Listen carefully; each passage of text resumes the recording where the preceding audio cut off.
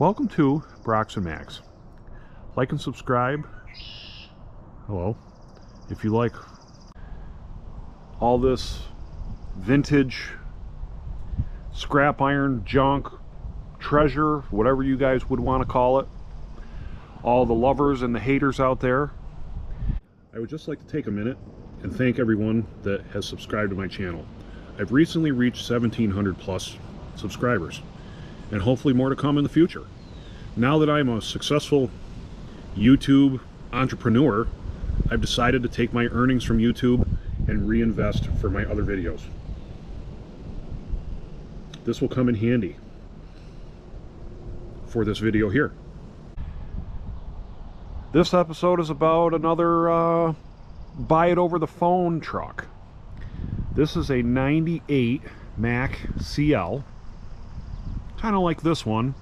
It's not a big brother, it's not a little brother. They're basically the same truck.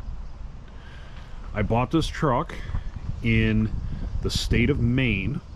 Got it from a guy that was in the logging industry, and he hauled pretty big loads with it, like those big honking loads that you see that those wintertime off-road truckers haul, and you know, pull over or else you're going to get run over because they're hauling loads of logs on those frozen roads out there up in Maine. I mean, this was Maine, like 10 minutes away from the Canadian border up in Maine, a good 10-11 hours from me.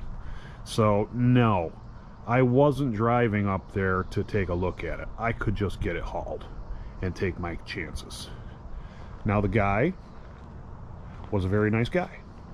He was selling the truck because he wanted to get out of this particular truck line. He didn't want to have late 90s, early 2000s. He had a few of these. He had a Superliner too. But he ended up updating to a newer truck, I'd say within 5 years of brand new. So let's say a 5-year-old truck. And he changed his profession. He's not hauling logs, but he's still trucking. But anyway, this is for sale, or was for sale. And I asked him a few questions about it. Is there anything that I need to know? And he had the motor rebuilt. He had some trunnion work done to it. He had the injection pump done. And what else did he do? There's a whole bunch of stuff. I have all the receipts for what he did with this truck. So I was fairly comfortable to buy this over the phone. Now, mind you, for those haters out there or criticizers that criticize me for buying this over the phone and, well, you should have went and looked at it, it's your own fault. Yes, I'm aware. But I did not go look at this. But I also need to let people know, I do not regret buying this truck. Even though the guy straight up lied to me, there's a difference there. Still want the truck with the less lies. Anyway, back to this truck. This truck has a rebuilt engine. So I was fairly confident that even if the engine was the only thing I was getting out of this, I was fairly happy. But I was taking a chance that maybe it would be an okay truck. Even though he sent me a bunch of pictures, he did not hold back, but I did tell him, hey, how's that frame? Because the frame was pretty muddy from hauling logs. I'm assuming a lot of off-road time, spring thaw, what have you. So we have, the frame looks nice here. Always does, unless you have a really nasty Mack at the back of the cab. So then you get closer to the back and you got a little bit of frame spread, no big deal. But then when we get to the trunnion, we have this. We have no frame. We have none. There's no frame. And then we have this very handy trunnion crack right here. So, am I disappointed? No. I'm not disappointed. The guy could not have known unless he literally took off all the bolts for the fifth wheel, because I did cut the fifth wheel off, and the last bolt that I cut and I drove it through, this whole thing, boop, it popped because of all the stress from rust pressure of frame jacking. You wouldn't really think about how much actual pressure there is, but there's a lot of stress there. But anyway, we have this going on, we have this going on, so not the end of the world for me. I don't know any of you Mack enthusiasts out there, these are 50,000 pound rears, and I've never seen one with a notch in the trunnion stand like that. Factory. Obviously it did rub once upon a time because the rears must have walked around pretty good, but I've never seen something like that. Our Superliner has 50,000 rears and it does not have that. But anyway, back to the good on this truck. And I don't hate the guy. Let's keep in mind, the guy was honest with me. He answered all of my questions. He just didn't tell me everything because I didn't ask all of said questions. And we'll get into that a little further. But why don't we open the hood on this bad boy? Let's see what we got.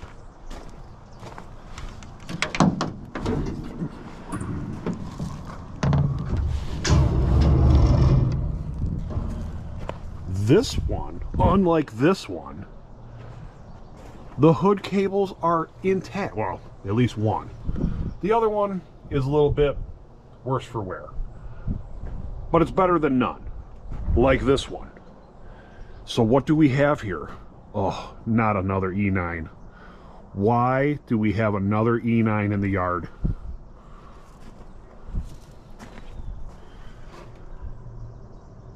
I don't know if you can see anything here.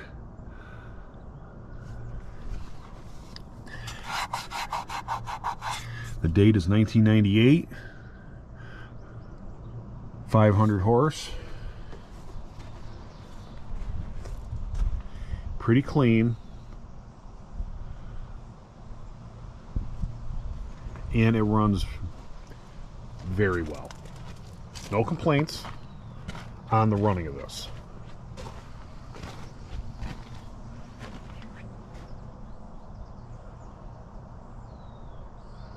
I wouldn't necessarily hire the body guy that painted this truck because we have a lot of overspray on the mirror brackets. This was just a nasty fasty job. Then to just make matters worse, so much worse, we don't take the visor off. All we do is mask the visor and just blow green paint. Doesn't look it at all, does it? Just a tad disappointed because I was thinking about keeping this color scheme, but looks like I'm just gonna have to paint the whole truck. My son does like lime green, and I don't mind lime green. I just don't like this paint job lime green, so I may do something just a little bit different. So obviously, between this truck here, big green, and big red, they both need frames. So I'm gonna have to go search for some frame rails. I do have a chassis for one of them, whichever one. I just haven't decided yet. And we'll go from there. So other than the door rotted, this cab is in fairly decent shape. There isn't anything that's screaming at me that it's got rot or any type of horrible body work done. The inside is decent. Door panels are nice. The dashboard is intact. The headliner is fairly clean. The seat, driver's seat, okay, no big deal. There was nothing special about it. This has got crank windows as opposed to the red one that has power windows and power locks. It's got a 12 speed, Mack 12. I don't mind a Mack 12 speed. That's what our Superliner has, and that's what I'm used to. I don't mind. That was one of the reasons I bought it. I just figured it wouldn't hurt having another one. I didn't want a, I don't know, let's say a Mack 13 speed. I'd rather it be a fuller, but if I had to choose, a Mack 12 just suits fine. Let's see if this thing fires up.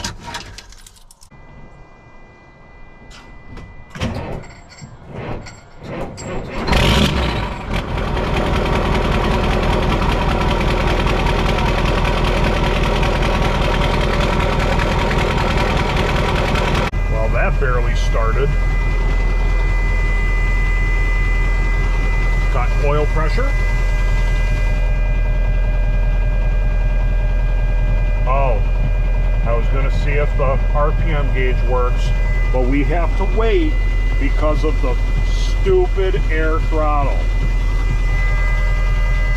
Once again, Mack, one of your greatest ideas ever done for designing trucks. Way to go. Anyway, no sense in listening to the buzzer going off.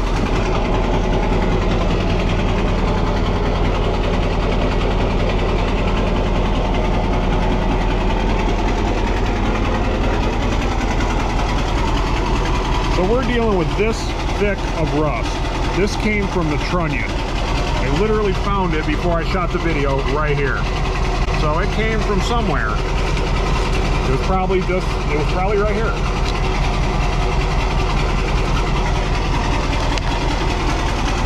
So anyway, it needs a frame. No surprise. It's got Dayton wheels on the rear. Hub pilot in the front.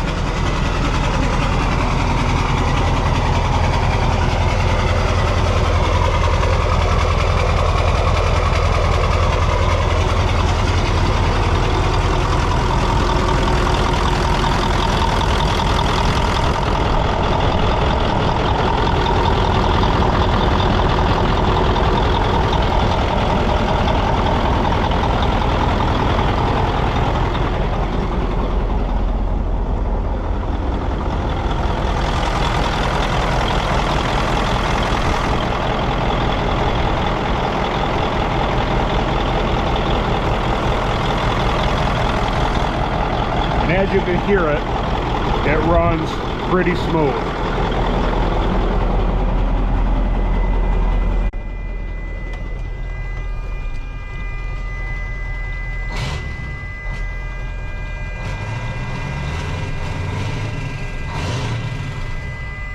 Well,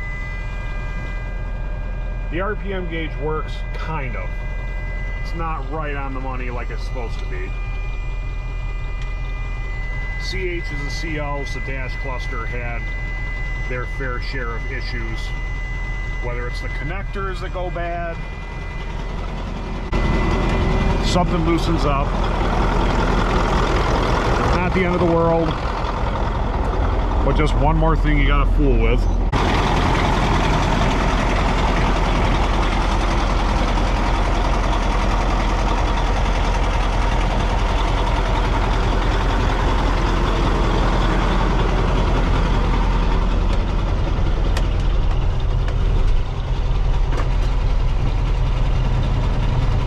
Oh, and there's one more thing.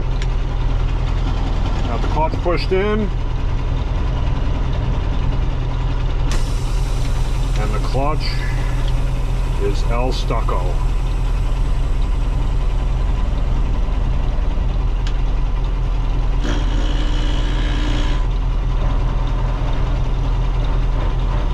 Wasn't stuck when I first got it, which is a little bit odd because it just sat here a couple weeks, and then I went to move it and then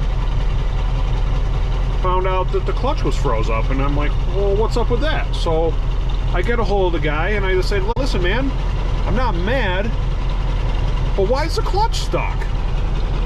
That's when he says to me, oh, Yeah, it has that problem every once in a while. My mechanic got it unstuck last time. Really? So, whatever. Now I gotta pull the transmission out and figure out what's going on with the clutch. So, needless to say, I'm not going to be driving this in this video. I could, but it's a little bit difficult to be running around town with a stuck clutch, and I'm just not interested in doing that. But anyway, hope you enjoyed the video.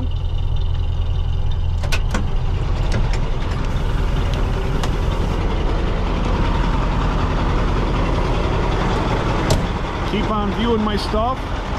Hit that like button, hit the subscribe. Again, appreciate everyone that's subscribed to my channel. And there will be more videos to come, more trucks, more equipment, more working in the shop, all sorts of stuff. Everybody, have a good night.